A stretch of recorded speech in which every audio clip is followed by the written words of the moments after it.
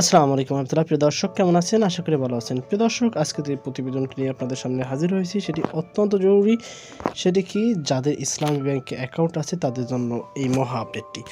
প্রিয় দর্শক, ইসলামী ব্যাংকের যে তারল্য সংকট, সেটার কারণ কি সে সম্পর্কে যা জানালো, সেই বিষয়টি নিয়ে বিস্তারিত তথ্য আপনাদের কাছে শেয়ার করব। প্রিয় দর্শক, দেখতে পাচ্ছেন যুগান্তর একটি প্রতিবেদন, ইসলামী ব্যাংকগুলোর তারল্য সংকট কী কারণে সেটি জানালো কেন্দ্রীয় ব্যাংক, এমন একটি প্রতিবেদন। প্রিয় দর্শক, দেশে চালু শরিয়া ভিত্তিক ইসলামী ব্যাংকগুলোর প্রায় সব সূচকে অবনতি ঘটেছে। আমানত ও তারল্য কমেছে আগের চেয়ে বেশি। গত ৩ মাসে ব্যাংকগুলোর তারল্য কমেছে ৯৮%। এই অবস্থার জন্য ব্যাংকগুলোকে সুশাসনের অভাব ও অনিয়মের দায়ী করেছেন কেন্দ্রীয় ব্যাংক।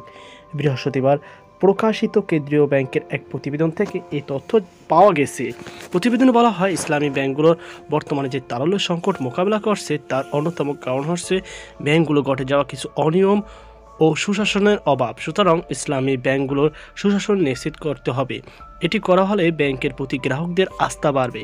তখন বিদ্যমান সংকট মোকাবেলা করা সহজ হবে। কেন্দ্রীয় ব্যাংক গ্রাহকদের আস্থা অর্জনে ব্যাংকগুলো মনোযোগী হতে পরামর্শ দিয়েছে।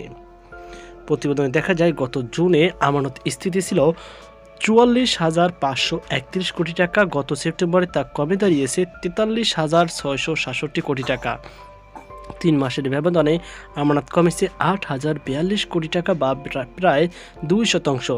বিনিয়োগের স্থিতি বেড়েছে মাত্র ০.৪২%। বিনিয়োগের কমায় আমানত ও বিনিয়োগের অনুপাত কমে দাঁড়িয়েছে ৩.৬৭%। গত জুনে অতিরিক্ত তারল্য ছিল ১০,৩৯০ কোটি টাকা। সেপ্টেম্বরে তা কমে দাঁড়িয়েছে ১৬১ কোটি টাকা। ৩ মাসে অতিরিক্ত তারল্য কমেছে ১০,২২৯ কোটি টাকা বা ৯.৫%। তবে রপ্তানি আয়, রেমিটেন্স ও আমদানি বেড়েছে, ফলে ব্যাংকগুলোর বৈদেশিক বাণিজ্য ভালো করছে। এদিকে আর্থিক দুর্বলতার কারণে শরিয়া ভিত্তিক পরিচালিত ব্যাংকগুলোর তুলনায় পিছিয়ে পড়ছে।